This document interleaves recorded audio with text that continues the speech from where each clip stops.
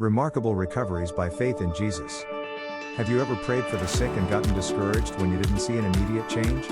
Miracles happen in many ways. Today's post includes powerful testimonies of miraculous recovery. May they encourage you to keep your heart rooted in God's nature and walk in tenacious faith even when you don't see any natural change. They will lay hands on the sick, and they will recover. Mark 16:17-18, NRSV. And these signs will accompany those who believe. By using my name they will cast out demons, they will speak in new tongues, they will pick up snakes in their hands, and if they drink any deadly thing, it will not hurt them. They will lay their hands on the sick, and they will recover. Notice the word recover.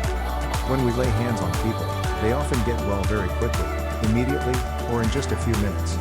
But there are also times when they get better from that point on, or as they go, like the lepers mentioned in Luke 17:14. The important thing is that we keep looking to the Lord with eyes of faith, not just seeing with natural eyes. Sometimes we start out in faith and God's power is already working in a person's body although we cannot yet see it by natural means. Yet we get discouraged and start to get our eyes on the natural thing. What we need is to be in a position of continuing to release the Lord's goodness on the sick person. See the person as a sponge. Keep releasing God's goodness until it soaks into them and they are fully saturated, with no place for sickness or pain left. Stand firm, and having done everything, stand. Keep your eyes on the heavenly reality found in God's presence, and not on natural things. Ephesians 6:13, NRSV.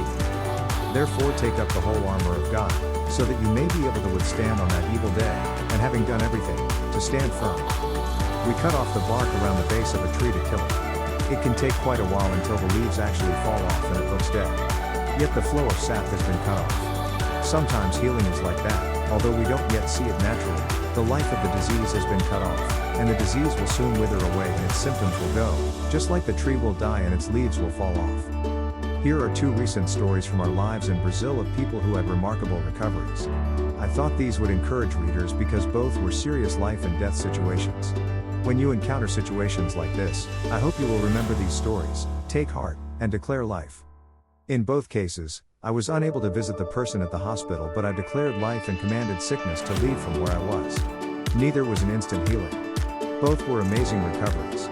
I believe the Lord's hand was at work in both cases because I don't think such recoveries were likely from a purely natural perspective.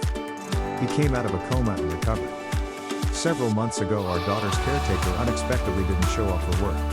We found out that her husband had been sick the previous day, and on Monday he collapsed on the ground. She was at the hospital with him. It was a public hospital. Here in Brazil, everybody has a right to socialized health care. But the public hospitals are so notorious for malpractice and poor service that the dumb ways to die in Rio video includes wait in a hospital line. Almost anybody who can afford it gets private health insurance so they can go to a private hospital. After waiting almost all day to be seen, they did a quick examination and said that he was fine and nothing was wrong with him. Soon after being discharged, he collapsed again. This time he went into a coma. The hospital still hadn't given a diagnosis, as far as I know, but it seemed like a stroke. The situation was distressful for his wife and very difficult for us. She took off from work because of her husband. However, because of Brazilian laws, we had to pay her as well as pay another person to care for our daughter Rebecca while she was away. That was a large and unexpected expense. He was in a coma for a few days. My wife thought he was going to die. I tried to work out going to the hospital to visit him but wasn't able to.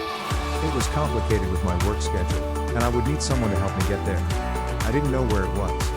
But even though I couldn't visit him personally, I commanded in Jesus' name, brain be completely restored, as if this incident never happened. Everything be whole now. I decided to stand firm, as Ephesians 6:13 says.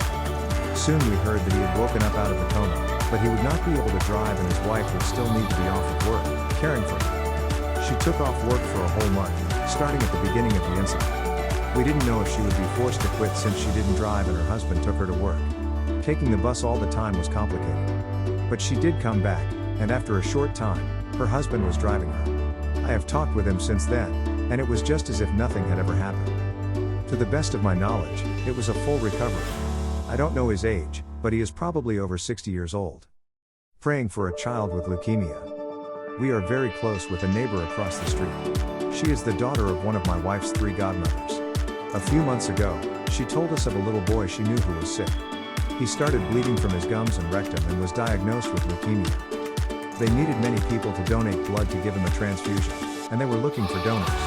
My wife asked me if I would be willing to donate blood. I said I would, but I also asked if I could visit him in the hospital. They were not allowing visitors because of his weakened immune system. Again, although I couldn't visit him, when I was alone I spoke in Jesus' name, "Cancer, leave this boy's body. In Jesus' name, health be restored." I did this several times. I thought, wouldn't it be a cool way for him to be healed by receiving my blood transfusion? If the Spirit of God lives in us, our blood can become infused with the life of God. However, I was never able to donate blood. I needed to know the time and place to do so, and nobody let me know. Maybe they got enough donors before they needed me. Healed from leukemia after blood transfusion. Just a little while ago, about a month or two after I first heard about the little boy, our neighbor told us that he was healed. After getting the transfusion, his white blood cell count suddenly went up and the tumor disappeared.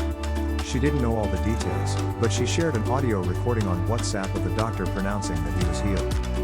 I thought it interesting that even the doctor said he was healed, because I have heard of people completely recovering from cancer, yet the doctor only said the cancer was in remission. Of course, I'm no expert on medical things. I'm just sharing my perspective on what I heard. Even though I wasn't able to donate blood, I wonder if his healing on receiving the blood transfusion had anything to do with my thoughts. We have sometimes experienced very supernatural events that seem to be triggered by just thoughts, such as supernatural rain in my house. Victory by faith in Jesus.